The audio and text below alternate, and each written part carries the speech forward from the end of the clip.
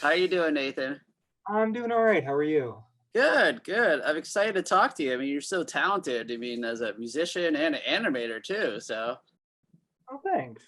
cool. Before we get into all that and your new EP, here at Bionic Buzz, we're all about people's passions. Where your passion for music kind of come from?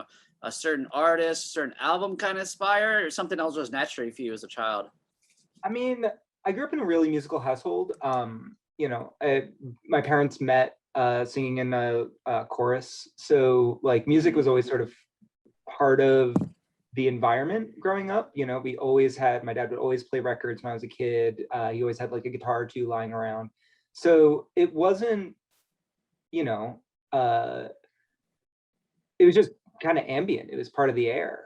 And when it had always sort of been like an assumption that at some point music was going to be a big part of my life. And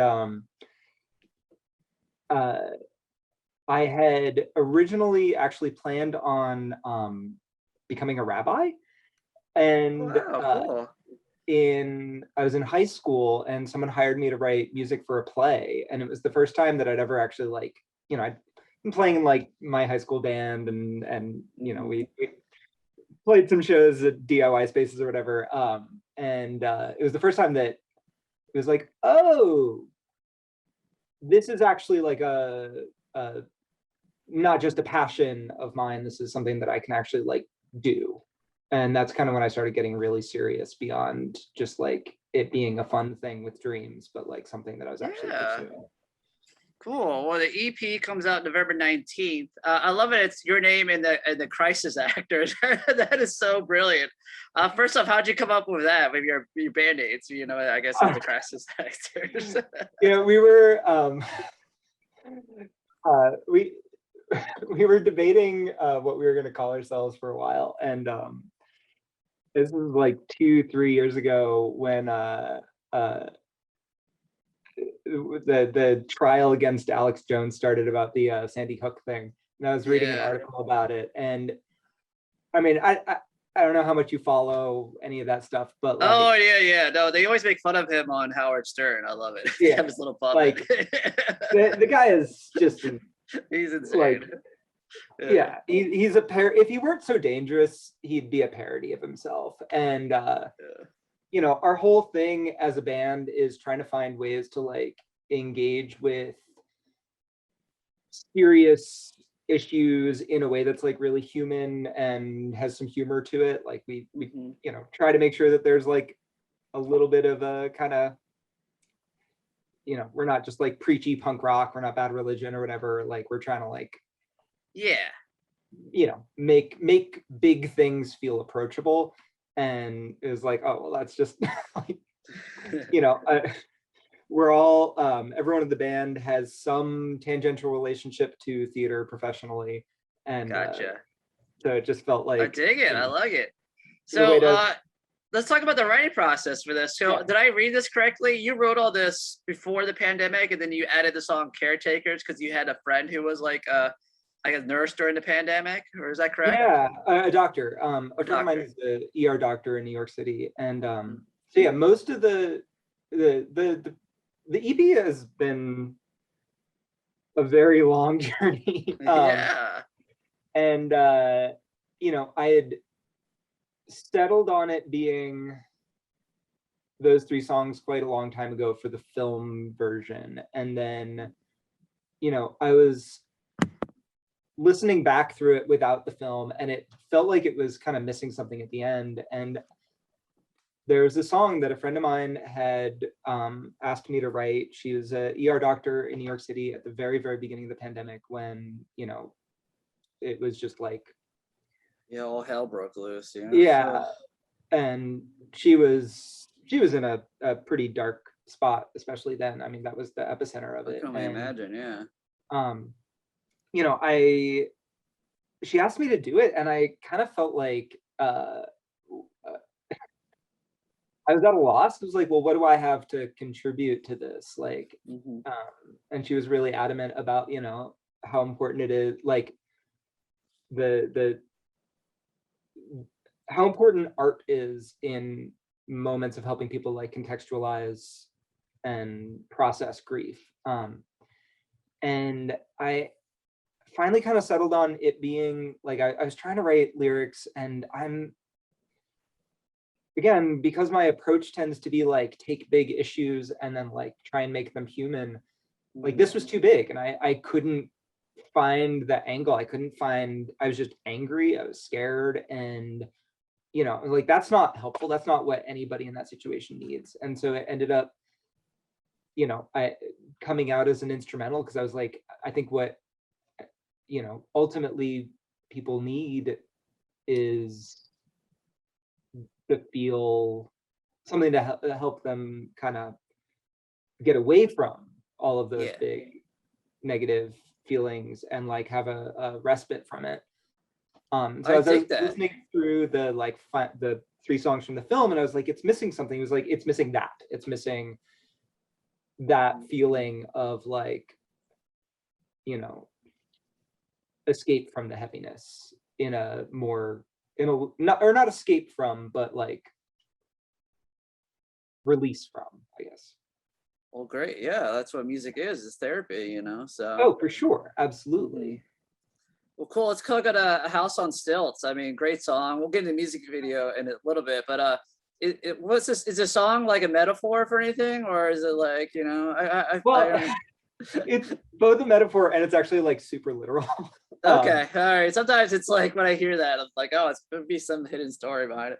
Yeah, a lot of people don't know that a lot of the houses on the East Coast on the water, they're built on stilts because of the if a hurricane comes through and stuff. So, yeah.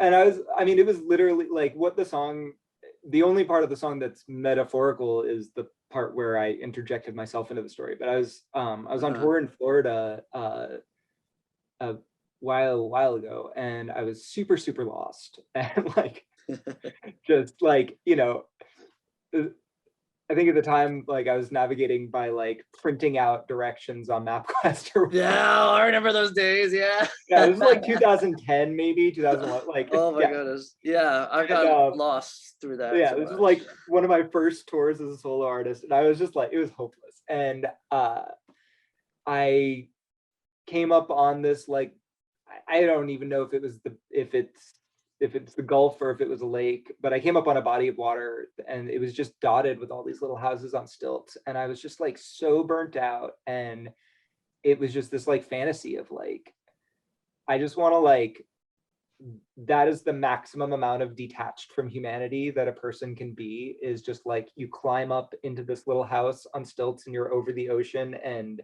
like you're not even on the water, you're above the water. And I wrote the song like right there in my car in one sitting, because I was just like, wow. Yeah, it was just this moment of like, oh, that's all that I want out of life. And then the more that I thought about it, I was like, right, but if I were to actually do that, like it, you can run away from your problems, but that doesn't make them go away. And so like that's what the song is about, is like you can be there in that moment and be like, all I want to do is just like run away from everything, until you actually think it through and then realize that like none of those things would actually be solved. You just would get a break from them. Well, cool. Let's get into your animated music videos. I watched the House on Stilts and a bunch of other ones. I assume it's stop motion, right? Is that correct? Is that something you've always done for your life, or it's like a hobby you picked up during the pandemic because we were all stuck inside and needed something new to do? It's something I've been doing for a while. I've always just been a huge fan of stop motion as a medium. I like grew up watching like all those claymation stuff, and I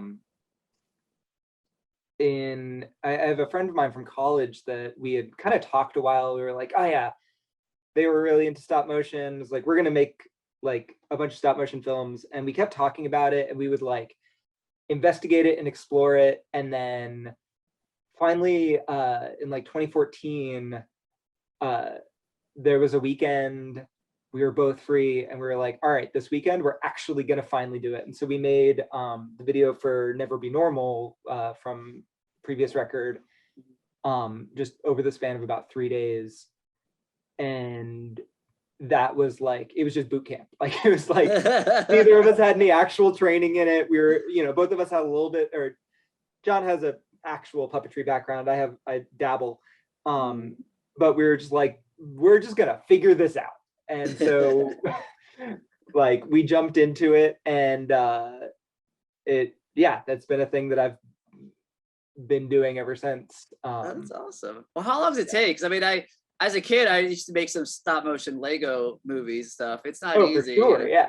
Yeah. But so, I mean, I assume it's just some figures you've had, because some of them you included in other ones, and you get the light bright, and I forget which one too. Yeah, it's I like to think of them as like a repertory company, like all these little characters that like, there's they're kind of just out of screen, but I got one of them down here, but like They recognize the bird. Yeah. They're just all over my office. But it's about like